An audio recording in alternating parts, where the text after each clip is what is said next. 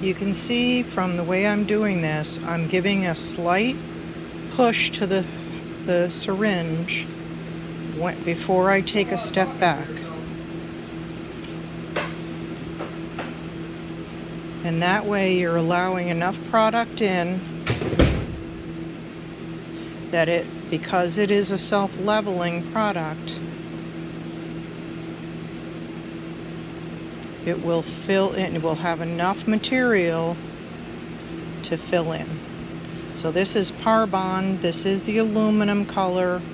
Unfortunately, that's been discontinued, and so you can't get that anymore, but using any of the products that we use for sealing seams, this technique would also work. So you push, plunge, pull back, plunge, pull back, plunge, pull back, plunge, pull back, plunge, pull back, plunge, pull back. And there you go.